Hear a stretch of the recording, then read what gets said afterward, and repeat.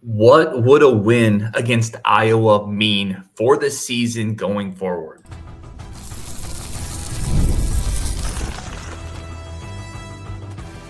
You are Locked On Badgers, your daily podcast on the Wisconsin Badgers. Part of the Locked On Podcast Network, your team every day.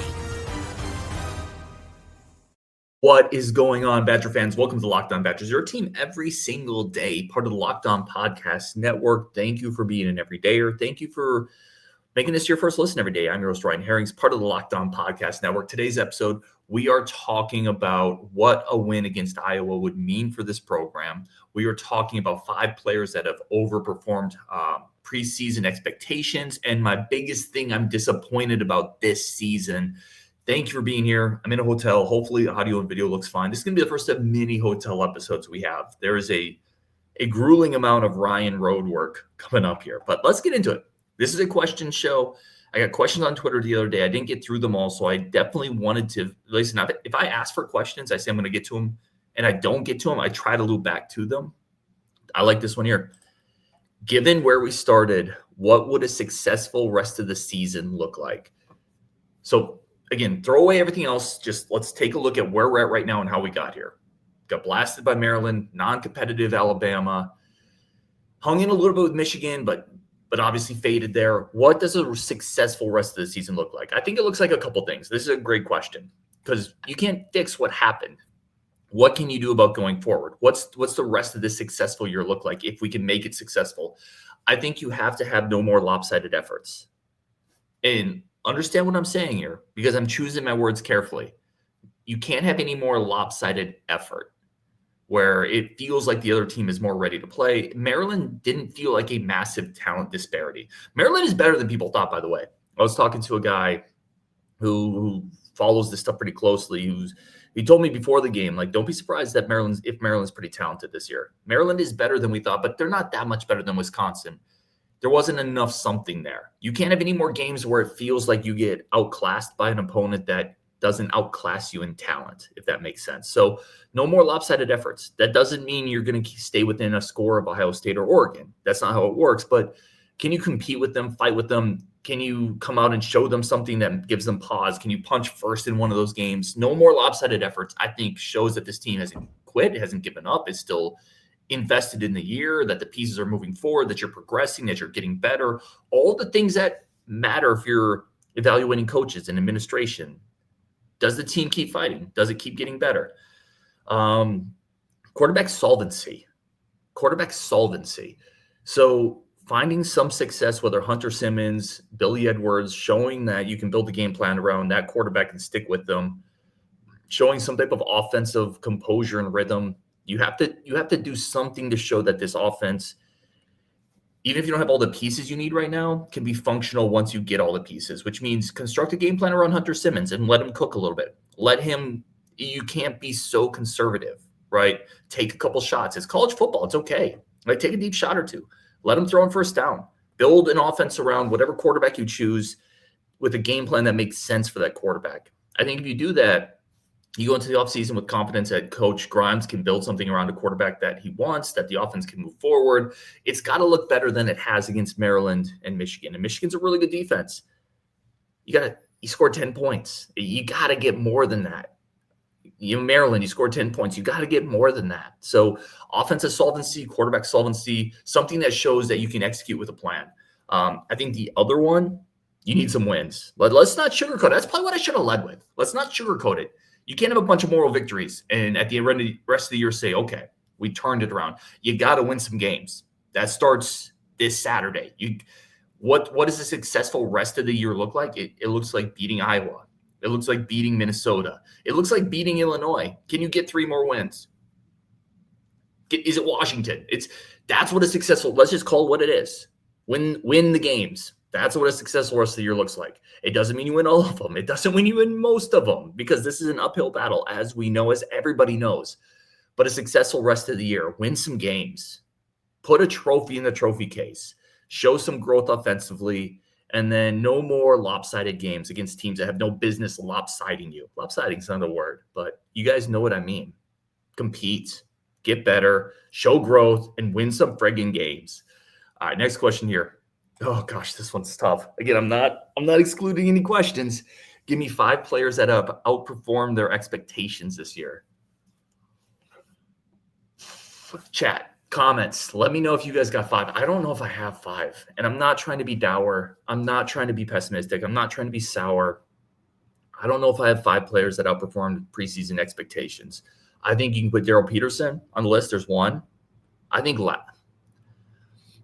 Latimer's actually been pretty good. I would give you Ben Barton is 2. I think that's 2. Ben Barton and Daryl Peterson. I think Mason Reiger, although I was really high on him, I think he's at least played to his preseason expectations on offense. I had high hopes for Vinny Anthony, so he's playing the way I thought he would play. I don't know if that's exceeding expectations. I don't know who else on offense you would point to. It's not the running backs. It's not the tight ends. Maybe Grant Steck. Maybe you could throw Grant Steck in there as another guy who's kind of exceeded some expectations. It's not been the quarterbacks. It hasn't been a spot on the offensive line, in my opinion. It hasn't been special teams. I think Austin Brown hasn't lived up to what we hoped he could be. It could have been Preston Zachman, who had 2 picks early in the year. That's a guy who, if he had stayed healthy, maybe fits into this bill. I think has been Tackett or Allegro. I think Parker Peterson is actually a guy who I think has played really well in the moments he's gotten. Brendan Lane, I think if you go 5, it's like the defensive line. Like it's Daryl Peterson, Reiger, Lane, Barton, and Peterson. There's your 5. And I think they've all played really well this year. But that's a tough question. And it tells you where this team has been a little bit this year. They need somebody else to break out. They need somebody on the offensive line to break out. They need somebody in the secondary to break out. And by the way, this doesn't mean I think every player has played poorly. I think Emilio Agard has been fine. I think, Christian Allegro has been good. I expected good. I think, Vinny Anthony has been good. I expected good. So this doesn't mean every player has played poorly. It's just hard to find 5 that have outperformed expectations. Let me know in the chat if you got some. I think it's a little tough to do. Next question here. What if we beat Iowa? Is that a big needle mover? Yeah, I think it is. I think beating Iowa is a big needle mover. I truthfully do. I think you get a rivalry game. Iowa's a good opponent. It's a recognized opponent nationally as a team that's hard to beat. It's a good defense still. Iowa doesn't beat themselves. If you beat Iowa, that's a win against a Big Ten rival. It puts a trophy in the trophy case. It's also a big recruiting weekend. There's a lot of guys coming up to campus. It would be nice.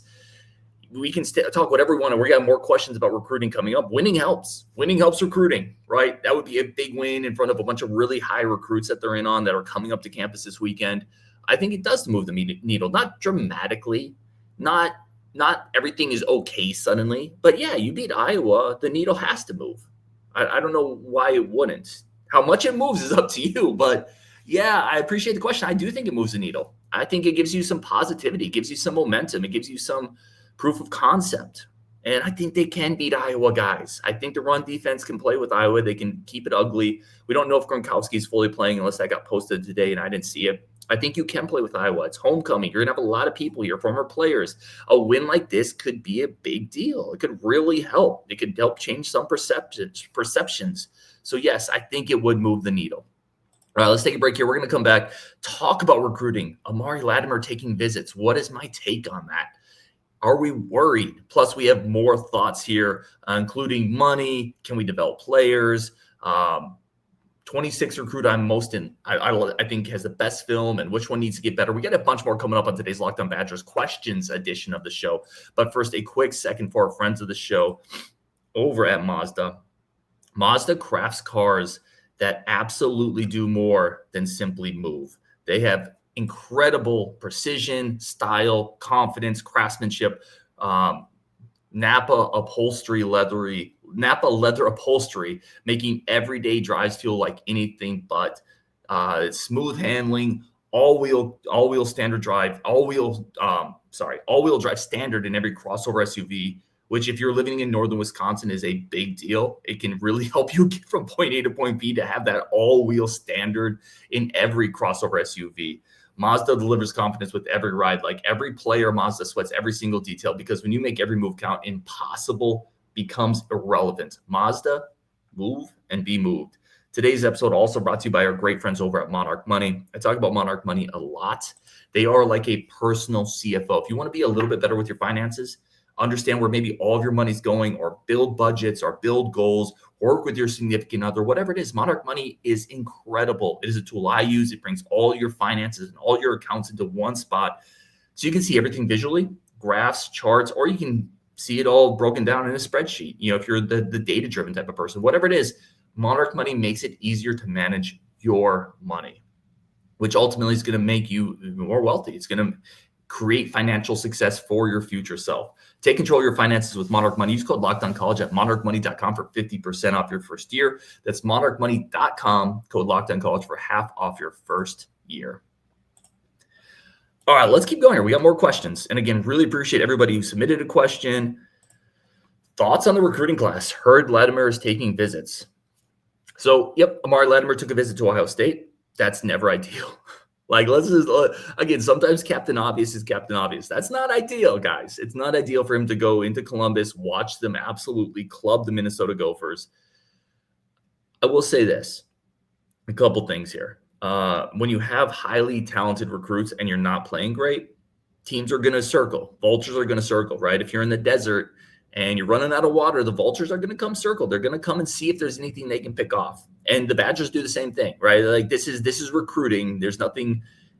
It is what it is, right? The Badgers have flipped people as well. So you got to fight to hang on to your talented players. But the fact that a guy in your class is taking Ohio State visits validates the talent that was brought in. Amari Latimer is an absolute blue chip running back. And when he committed, I think he's still a 3-star on a couple sites. When he committed, I had somebody, I told you this on this show, who reached out to me, who covers this, said, yeah, that's like a top 5 back in the country.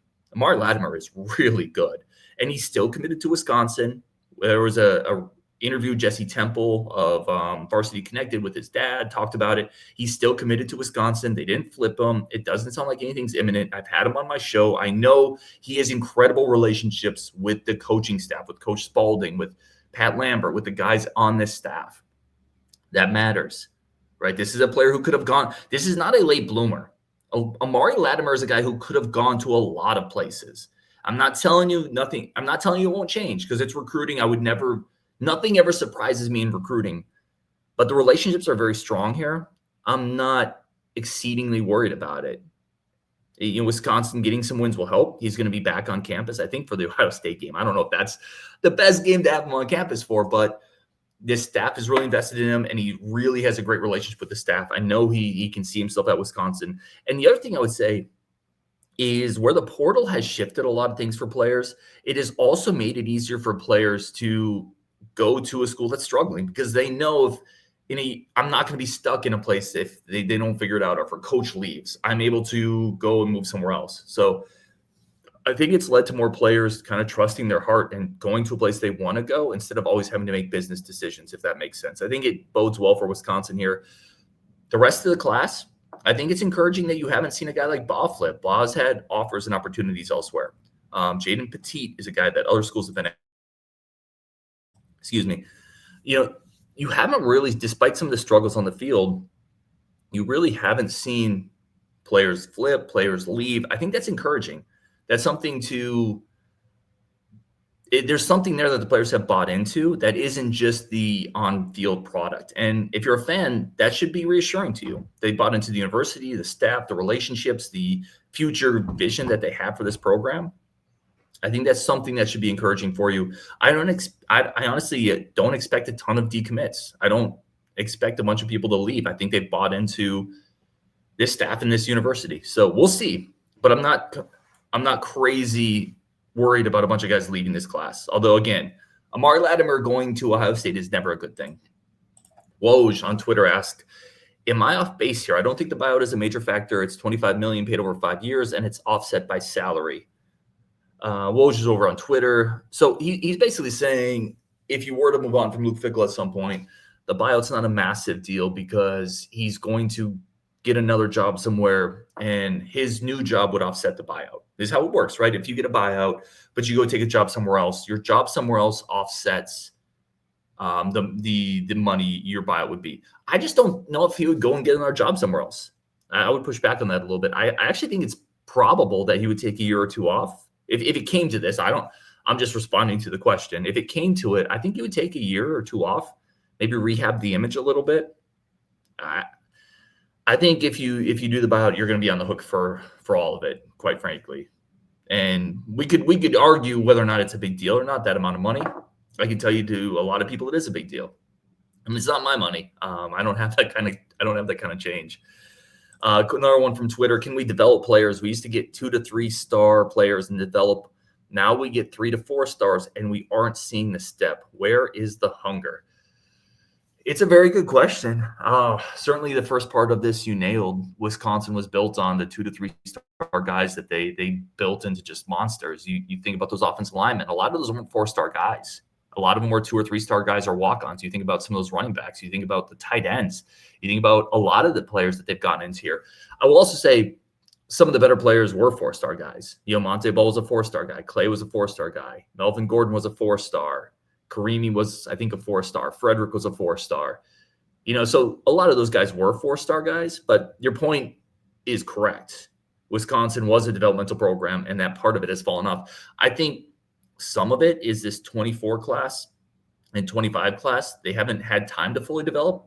It's hard to judge them as redshirt freshmen. That first class that Fickell had when he came in, that 2023 class, they didn't have a lot of time to build it, and it wasn't really full, and there's not much left of it. Now, Luke Fickell gets some blame for that. He came in, and a lot of that class is gone.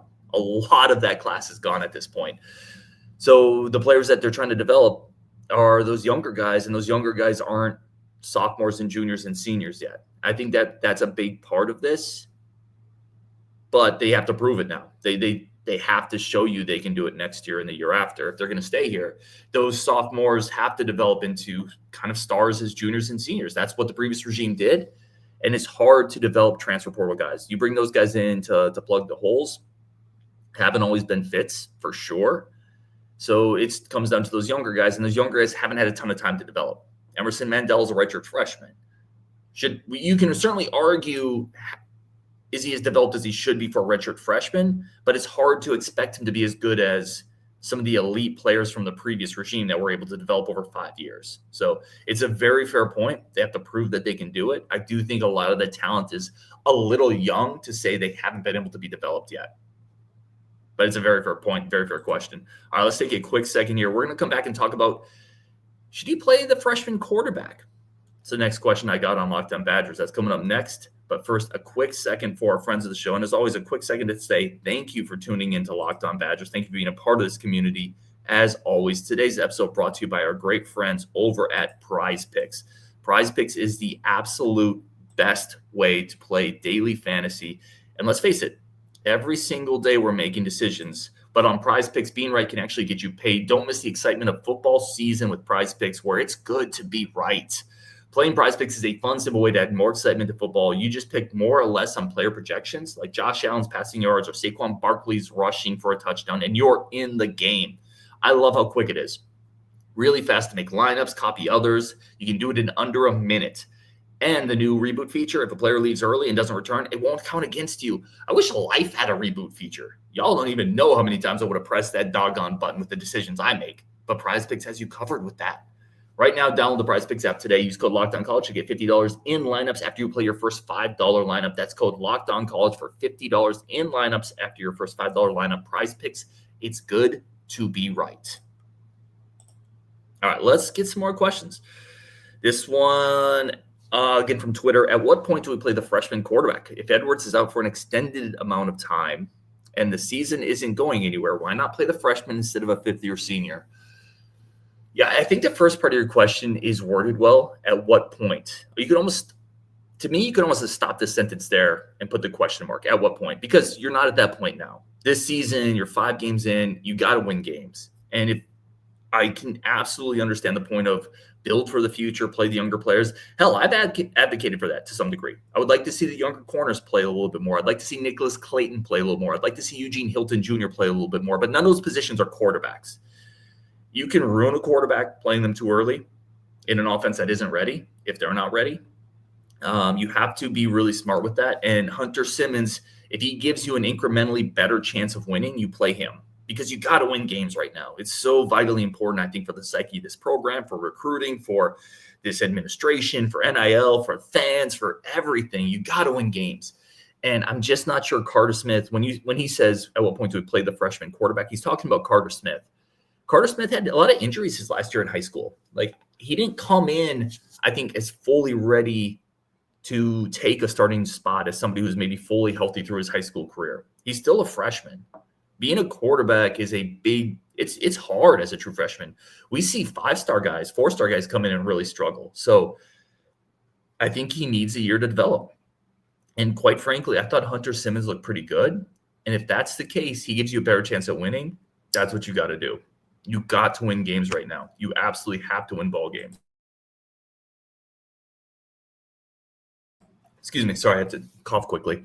Yeah, I think you have to win ball games. It's vitally important, and he gives you a better chance of doing that. So I think you stay with Hunter Simmons. Next question we had from Twitter. Why doesn't Wisconsin make their non-con schedule easier? It seems to make the most sense to stack wins. Brother, you and I are on the same page. Rajiv disagrees with me. He disagrees. He likes tough non-con games that we lose because you get an honor badge for being tough. Sorry, I'm just giving him some shade. Rajiv's great, obviously. But no, dude, like I said it before the season. I understand that the optics aren't great. I would have done whatever I could have to gotten out of the Alabama game. I would have done whatever I could have to get out of the Notre Dame game next year. You need wins, man. And you play in the Big Ten, you're going to be fine. No one's going to question your schedule, really, if you play in the Big Ten. Indiana rode an easy schedule to the playoffs last year. I just don't care. Like, if we're in a position where we're winning 8-9 games and we think we're really good, yeah, then play the tough schedule. When you're fighting and scrapping for a bowl opportunity, I'm sorry. Let's play Alcorn State. Let's play New Hampshire. Let's play Delaware. Let's play Stout. I don't know. I'm with you on this one, man. I understand how that sounds and the optics of it are terrible, but you got to stack wins at this point. And you play in the Big Ten, you'll be fine strength of schedule. Question here. How's the staff doing on in-state recruiting, keeping the in-state players home? They're in heavy on a bunch of 27 kids. I think this is a spot they've had to get better at, and I've talked about it. Your in-state recruiting should be more of your layups. I think it forms some of the backbone of the culture of the team. I think this staff has to do a better job of landing some of those players. Ben Wenzel coming into this year's class, he's a 2026 kid, 3-star linebacker. Gauthier and Cooper Catalano, linebackers in the previous 2 classes. So they've done fine at linebacker, but I think you got to get some more of these offensive linemen. Obviously, Big Mike Roski, who I'm a big fan of in the 25 class, was there. But I do think this staff has to do a little better job securing the offensive line in state. So I think 27, they put a lot of effort into that. I hope to see an improvement there. Next question here from DH. Favorite 2026 commit based on film, and then a commit that needs some improvement based on film. This is a great question. I mean, I think the easy answer for favorite based on film is Amari Latimer. He's incredible. I think the receiving skills, when you see some of what he showcases in flashes there, I think is really, really impressive. That's one to me that is just an obvious. I like Aiden Reeder a lot on film. I like Baugh, especially the new film on Baugh. I think he's a guy who is pretty impressive, shows some real twitch. If we're going to talk about players that I would like to see a jump from, I think Arthur Scott is the type of guy that you maybe want to see a little bit more explosive from. Benjamin Novak is a guy that I would like to see maybe some of the fluidity and mobility tick up a little bit. But I would say if you're looking at the stars in the class based on film, I think Latimer's an easy one. I like Reeder. I really like the film on Wenzel too. I think he's not quite as rangy as Reeder. I like the tight ends too. I think this is a class with some really intriguing pieces. They got to add another edge guy. I wish they would add another offensive lineman. I just think the depth there still needs it. But there's some intriguing pieces in this class for sure. Hopefully that answered it. Next question here. Single biggest disappointment this season, just one. This is a good question. So if you were going to break this down to the single biggest disappointment, I think it's got to be the offensive line and not and almost the management of it. I think starting the season with Hines in at left tackle, in retrospect, that's a move that should have been made in Platteville where they shifted things around. I felt like they stuck with Kadenko a little too long at center. It feels like there was some panic moves shifting players around, which if it had happened in practice a couple weeks before the season, you would feel like it'd be more planned. I think they'd be better. I think they'd be further along. I think the play and the management of the offensive line, to me, has to be the single biggest disappointment this year. It's a good question. I think you could talk pass defense. You could talk maybe game management from a coaching standpoint. You could talk running back production. But to me, I just feel like it has to be the offensive line. Northwoods, good friend of the show, says, honest take, will it be all right? Yes. First of all, it will be. It will be all right because we're all here together. It's a community. It's an amazing community. We're all Badger fans. We're all pulling in the same direction. So it'll be all right. It'll get better, I think. Ultimately, we're incredibly blessed to be able to put so much passion into something that isn't life and death. I think about that often, and I'm not trying to get philosophical here, but I'm able to invest a lot of passion into something that isn't related to the health of my family, isn't related to whether or not I can eat, those type of things. And I feel very fortunate for that. I think a lot of us probably are in at least a somewhat similar position where, sports are incredible and they're amazing. I'm not diminishing the passion that goes into it or saying it doesn't matter because it's just sports. No, it does matter because that's what it's a big part of what we do, right? And we're passionate about it and we invest time and energy into it. It does matter. 100% it matters. But man, I think it's going to be all right because we're in a position where we're in it together. It's a great community. And one way or another, I have faith in the brand, the power of the Motion W, of the facilities and the state and the campus and some of the people making decisions behind it. People can say I'm just being optimistic, but I do think it'll be all right. And I do think it will get better. And I think we're going to beat Iowa this weekend, guys. So let's get it. Beat Iowa. A bunch more content coming up this week. Big Ten basketball media days. I'll be coming to you covering both the women's and the men's side there. I'm in Chicago right now. I'm actually overlooking a brewery, which I'm sure has IPAs. You know what discipline is? It's doing your podcast, knocking it out when you'd rather, but there's a brewery over there that is calling your name. But you got to get your reps in. Anyway, on Wisconsin, appreciate you guys so much. Bunch more content coming up this week. And the Locked On meetup this weekend. Would love to see everybody come hang out. Let's talk Badgers. Let's eat some good food, drink some beer, hang out, and enjoy the community on Wisconsin. And we will definitely talk later.